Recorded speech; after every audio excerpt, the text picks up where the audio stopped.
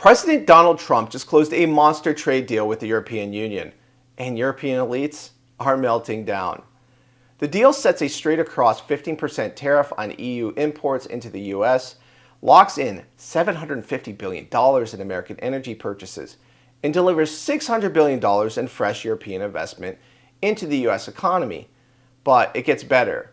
Europeans are going nuts. So before we get into the story, please like, comment, and share Explain America. We appreciate your support for common sense journalism, and it really helps us get the message out to America about what's going on. Now, here's what went down. At his Turnberry Golf Resort in Scotland, Trump met face-to-face with European Commission President Ursula von der Leyen to finalize terms.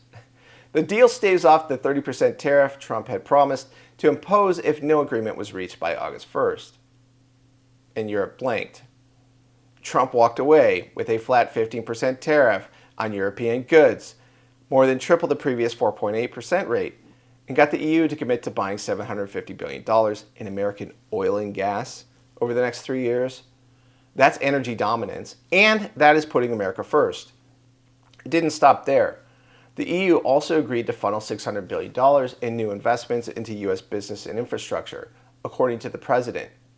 In return, no retaliation, no digital taxes, no streaming restrictions, no European tariffs. Just a clean win. And the reaction overseas proves it. French Prime Minister François Bayrou called it, quote, a dark day. European Affairs Minister Benjamin Haddad blasted the deal as unbalanced. And Guy Verhofstadt, the head of the European movement, flat out called it scandalous and a disaster. And that's how you know Trump won. France 24 and BBC both reported that Trump secured U.S. leverage without conceding anything major. Wow. And that comes in the digital services space, where the EU had previously threatened taxes on Netflix, Apple, and Google. Those threats are still on hold.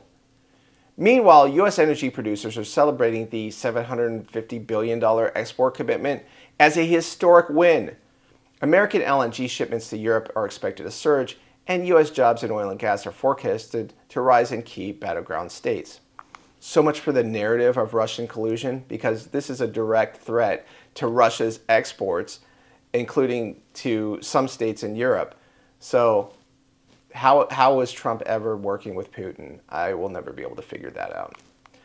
Critics in Europe are furious because Trump bypassed traditional bureaucratic channels and forced a deal that prioritized U.S. interests.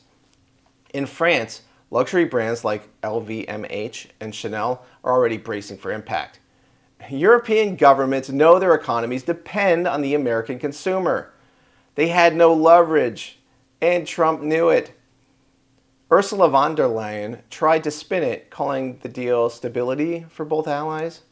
But in private, EU negotiators are seething because Trump just showed, again, that he's not playing by their globalist playbook.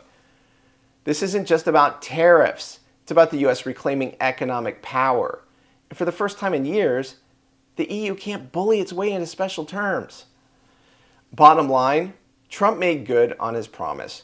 He protected American jobs, boosted American exports, attracted foreign capital, and backed the EU into a corner. That is winning. That's why they're furious. And our media, they can keep spinning, but Trump will keep winning. So please join Explain America. We appreciate your support for common sense journalism.